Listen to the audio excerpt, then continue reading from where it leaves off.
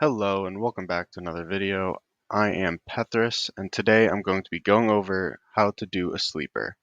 So we no longer have jumpers in this game and I'm not going to talk about what that is because it's irrelevant now.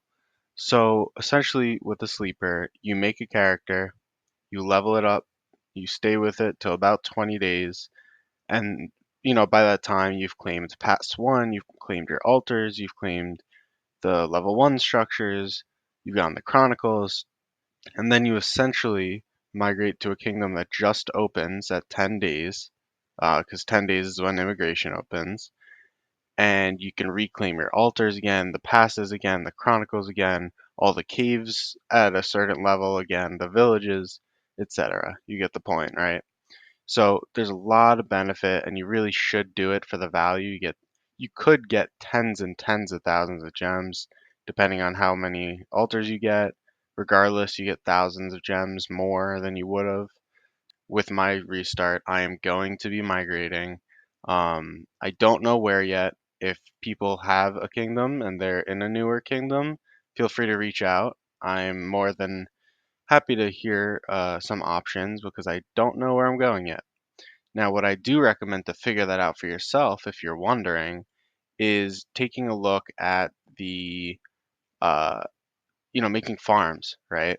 You make them in the target kingdoms. So first you're going to go to your character, your settings, your account. You're going to go to create new character. Then you can see a new one open recently, but you can go to the calendar here and you can see this. So this opens tomorrow, right? And what that means is that when this kingdom turns 10, I would go to it. So my character needs to be 9 right now, 9 on the 23rd. Tomorrow I need to be 10, and then another 10 days I will turn 20 days old character. This will turn 10, open to migration. I would have gotten the passes, the chronicles, the altars, etc. And then I go to 3877, get it all again. That's not what I'm doing, just for the record, but that's what you would do in this theory. Regardless, let's now get into the how to do it. So first thing is you want to make sure you can get a passport because you need a passport. Only one passport below 10 mil, but if you do somehow get above 10 million power, one, you're a whale, so you're not worrying about the passports. But the other thing you have to worry about is if you're trying to go to a kingdom that becomes a rising star kingdom or something, they actually have a limit. You cannot go over 10 mil, or else you cannot go to Rising Star Kingdom. So I don't know the exact date Rising Stars get assigned, but it is something you want to be conscious of, as well as there's really no reason to push over 10 mil. Wait for better runes, etc. Even if you are a whale, it's just kind of wasting your money because the odds of you having another whale at that power to need to fight against are very low at this point in the game. Um, and the other thing I wanted to say is you should still be pushing your city hall, like almost as if this was a real character, right? Sleepers are real characters until day 20 when they abandon everything and migrate. That's all they are. So you want to be pushing, you want to get the, city hall 16 quick, get the material generation going, save your speeds so you can properly do events and stuff. And you just want to be doing all the things you can to be in the right place for the new kingdom. Another item, right? You want to save your quests, which is just good advice for any migration, but you want to save your quests because your quests will persist. Same with your bag items. All your on hand stuff is getting deleted, all your resources are getting deleted. But if you have quests that you're holding, you can claim them in the new kingdom to start out with a lot of resources.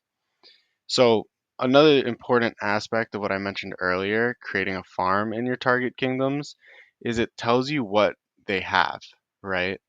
You need to know that you're not going to use this passport and go to a dead kingdom because why would you do that, right?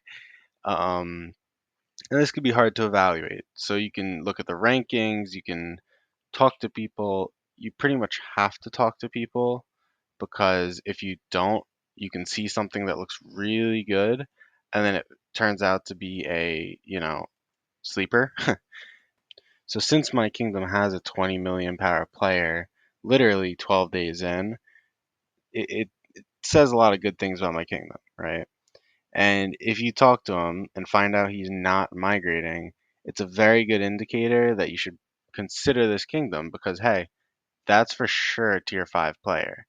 You know for sure you're going to get a really large whale by the time KVK comes because he has 70 more days or so before fighting. But that's great, right? It's so strong for the kingdom. And if I created a farm here, I viewed the rankings and the events, and I saw this, I would be very inclined to come to this kingdom. Now, why don't I stay here? Because I do need the gems, like every player does, from migrating and doing the sleeper. So I kind of need to go backwards. It is a shame that this isn't the kingdom I end up in, but it is what it is. And I think everyone who does a sleeper kind of has the same viewpoint because most kingdoms have a lot of power going into it from sleepers, and all these numbers look pretty inflated. So it is hard to know, but create your farms. The other benefit to it is you can create two characters and then migrate unlimited in. Whereas if you migrate two in and then try to create a character, you can't, right? So you can get an additional two slots for free. So with that said, if you feel like you got some value from this, please leave a like, please subscribe. I will have more daily content for you. I think the moral of the story here with sleepers is you should do them. You'll get gems, create a scout. By that, I mean a farm in the New Kingdom, and make sure you're making the right decision for your account and not just based on, the power you see on your screen. Thank you for watching.